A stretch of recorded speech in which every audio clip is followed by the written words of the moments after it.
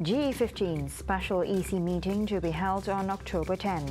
WISMA MELAYU, a new landmark, and Sarawak prepares for monsoon election. Those are the headlines for tonight. I'm Shol Chameto, and this is TVS Nightline.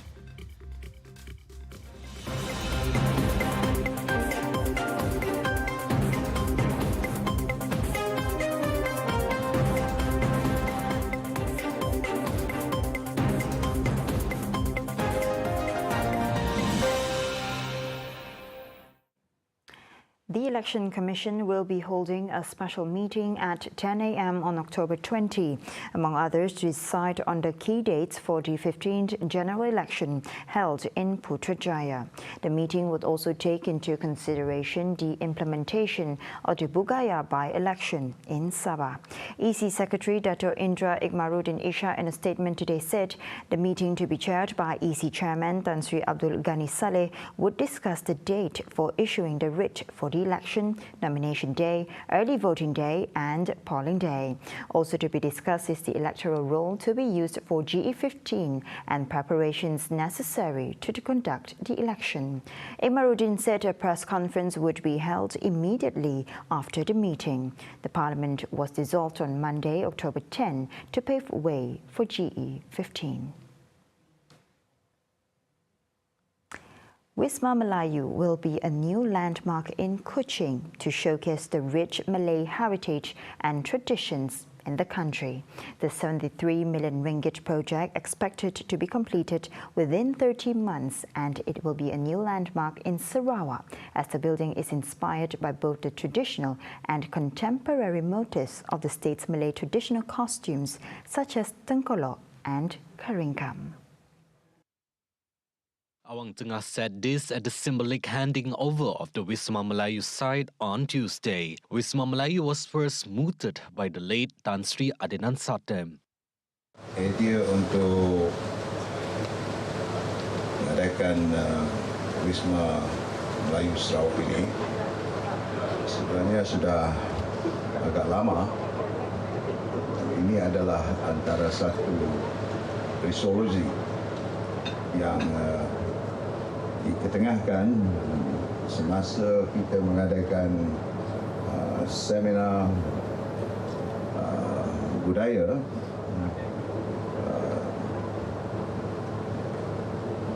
yang kita anjurkan sekali dalam tempoh 5 tahun, bukan sahaja untuk masyarakat Melayu, seluruh masyarakat kita yang terdiri daripada berbilang kaum, agama, budaya, latar belakang yang berbeza-beza di Sarawak ini. Once completed, the centre will also serve as the venue to organize various religious, social and cultural activities, especially for the Malay community of Sarawak, both at the national and international levels. Sarawak is ready to face any possible weather changes that will occur in the upcoming 15th general election. Deputy Premier and Gabungan Party Sarawak GPS Deputy Chairman Dato' Ahmad Awang Tengah Ali Hassan said proper preparations are in place to ensure a smooth polling process. Kita bersedia dengan apa juga kemungkinan. Tapi weather pattern now very difficult to predict, disebabkan oleh fenomena global warming, climate change. Jadi walaupun apa kemungkinan, kita senantiasa bersedia untuk berdepan dengan apa juga kemungkinan. According to the Malaysian Meteorological Department, Met Malaysia, the country will experience a transitional phase of the monsoon beginning October 3rd until November, which will bring thunderstorms, heavy rain, and strong winds in a short period of time. This weather condition will occur mainly in the afternoon and early evening in most areas in the states on the west coast and interior of the peninsula, western Sabah and central Sarawak, which has the potential to cause flash floods and damage the unstable structures. Accordingly, State Disaster Management Committee (SDMC) assures that all agencies and departments are ready to be activated at a moment's notice in the event of flood emergencies.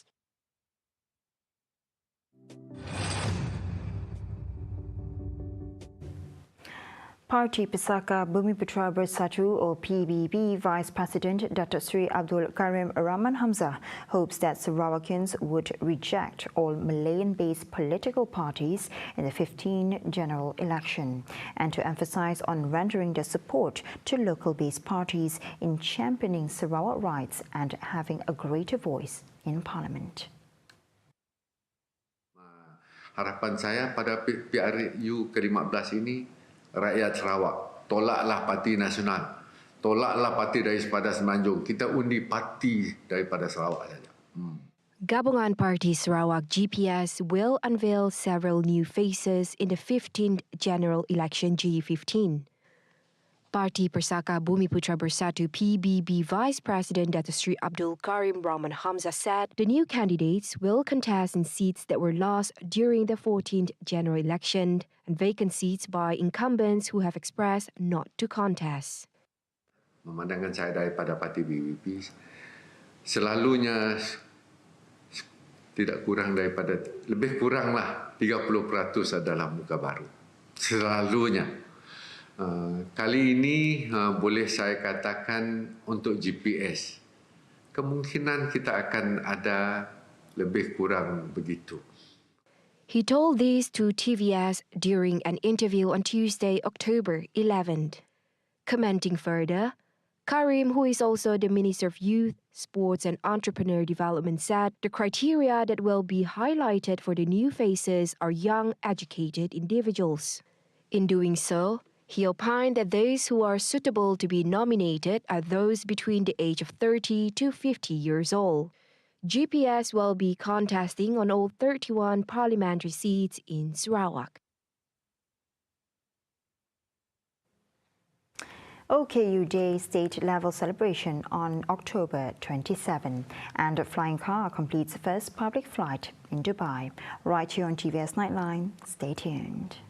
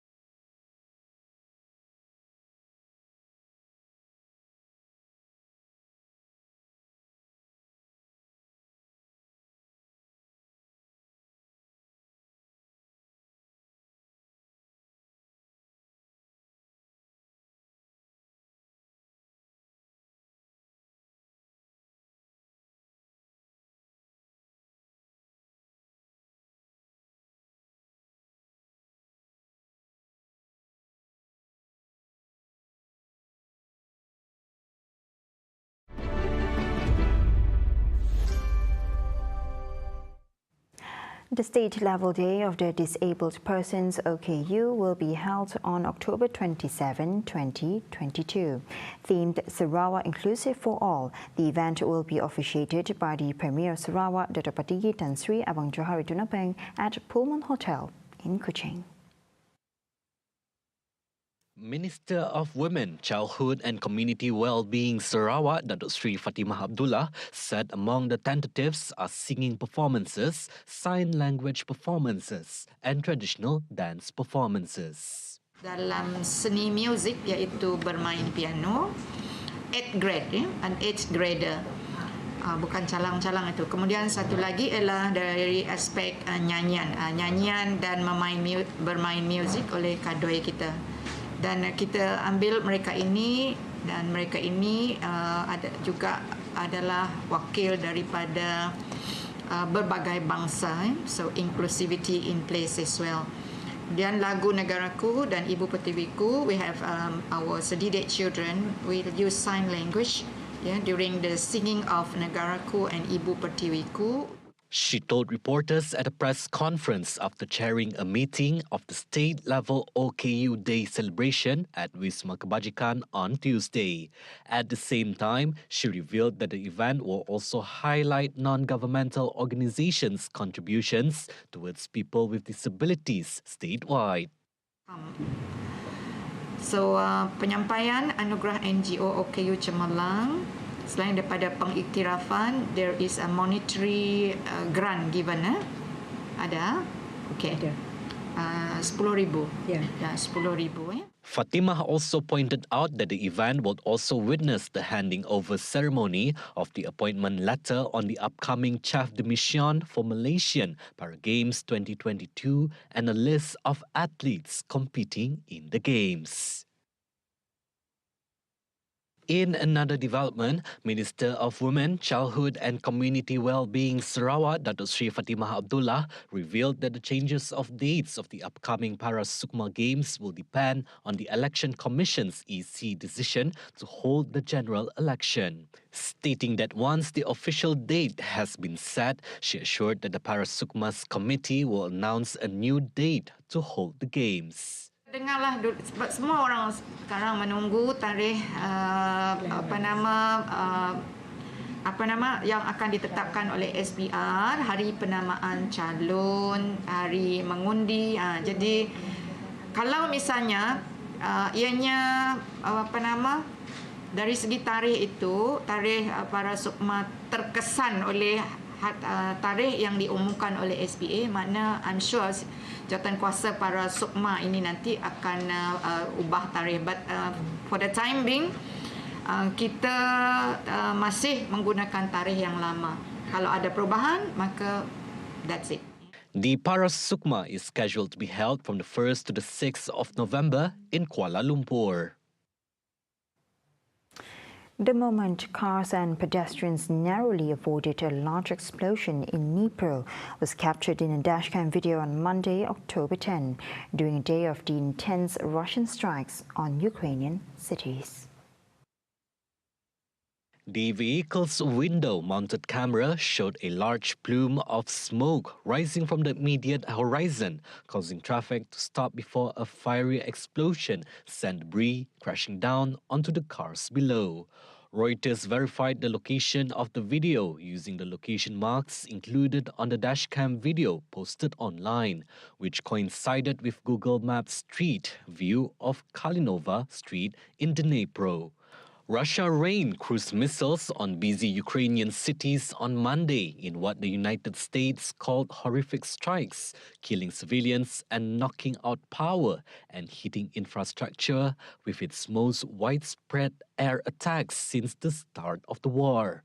Ukraine's capital Kiev, along with Lviv, Ternopil, and Zhytomyr in western Ukraine were also targeted by the strikes. Britain's King Charles III and the Queen Consort Camilla were in Scotland on Tuesday, October 11, to thank locals in Ballater, Aberdeenshire for their work following the death of Queen Elizabeth last month. The King and Queen met locals, including a pair of horses, who took part in the organisation and delivery of events following the Queen's death at nearby Balmoral Castle on September 8. The royal visit came as the UK's top court began hearing a case on whether Scotland could hold a second referendum on independence next year. The case at the Supreme Court in London is to decide if the Scottish devolved government could organise a vote on leaving the UK without the approval of the British Parliament. First Minister Nicola Sturgeon has said she wants to hold an independence vote on October 19, 2023, but that it had to be lawful and internationally recognised. British Prime Minister Liz Truss has said she will not grant permission for any referendum, saying a 2014 vote in which Scots rejected ending the 300-year-old union by 55% to 45% was a once-in-a-generation event that should not be repeated. The monarchies of Scotland and England became entwined in 1603 when King James VI of Scotland, King Charles' ancestor, acceded the English throne. The two kingdoms were joined into one in 1707. Following a shooting rampage by a sacked policeman at a childcare centre in Uthai Sawan last week, Thailand's Prime Minister Prayut Chan-o-cha has ordered enforcement authorities to tighten gun ownership and crack down on firearms trade and drug trafficking in the country. As such, relevant authorities were instructed to investigate and revoke the gun licenses of owners who reportedly create chaos and threaten society. A spokesperson said the Prime Minister had also instructed authorities to launch operations and take stern action to curb drug abuse in the kingdom. Meanwhile, the Royal Thai Police will recall guns from officials and police officers who have misused their firearms or showed aggressive behaviors while on duty. Last Thursday, October 6, a sacked 34-year-old policeman killed 36 people, which includes 24 children, in a knife and gun rampage in Uthai Sawan in Nong Bua, Lampu province, about 500 kilometers northeast of Bangkok, the capital of the largely Buddhist country. The perpetrator later fled the scene in a vehicle, went home, and killed his wife and son before fatally shooting himself. Police identified the attacker as Panya Kamrap, 34, a former police sergeant who had been suspended over drug allegations and who was facing trial on a drug charge. Prayers and sorrow filled the air at temples in Thailand's northeastern Nong Bua Lampu province early on Saturday, October 8, as parents and relatives of children slain in a mass killing tried to come to terms with their loss ahead of the funerals. Family members offered alms and food to the dead children and prayed in front of and around the many coffins covered with portraits and toys. Funerals have begun in some of the temples where the bodies were moved on Friday, October 7th. They were returned to their families following autopsies. Xpeng's eVTOL flying car X2 made its first public flying in Dubai, marking a new era of modern and intelligent transportation. Guests and reporters line up to check out the new vehicle and watch the historic 90-minute test flight, which was described by its manufacturer as an important base for the next generation of flying cars. With zero carbon dioxide emissions, the futuristic two-seater is the latest generation of flying cars for the Chinese electric vehicle manufacturer and is equipped with an intelligent flight control system and autonomous flight capabilities. The experiment is very important. The Chinese company Xpeng, which is worth more than $20 billion, is one of the biggest manufacturers of electric vehicles in China and a pioneer in the production of flying cars. The government of Dubai, that is responsible for the air regulation, alongside these events organizers and partners who have been working with US for the past 8 months, all understand the company's vision. Therefore, they are now setting up a framework with the private sector in Dubai, not only for this vehicle, but for this first phenomenon of its kind in the world. On to the next update. Application to be observers for the 15th general election is now open from today, October 11, until October 21. According to the Election Commission EC Secretary Dr. Ikmaruddin Ishak, applications to be observers to represent any organization would be subjected to the stipulated terms and conditions. As such, he advised those who are interested to submit their applications before the application's closing date. For more information and to download the form, they can visit the EC portal. Yesterday, Following weeks of intense speculation over GE15 being held during the annual monsoon season, Prime Minister Datuk Seri Ismail Sabri Yaakob announced the dissolution of Parliament. According to Article 55(4) of the Federal Constitution, the GE15 must be held within 60 days of the dissolution of the Parliament.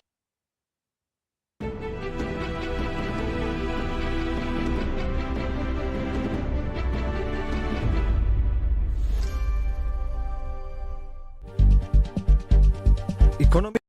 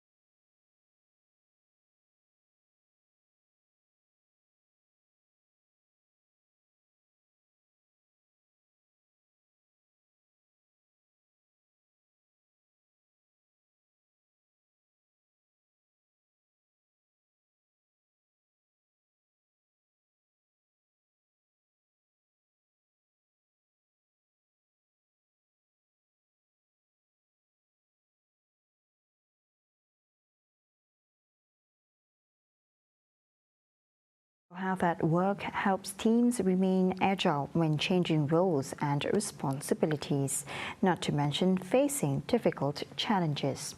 Join mental health expert Dr. Hemavati Shanmugam on Sejahtera Asia tomorrow, 7:45 a.m. with hosts Alexan and Juzak, only on TVS Channel 122 and My Freeview.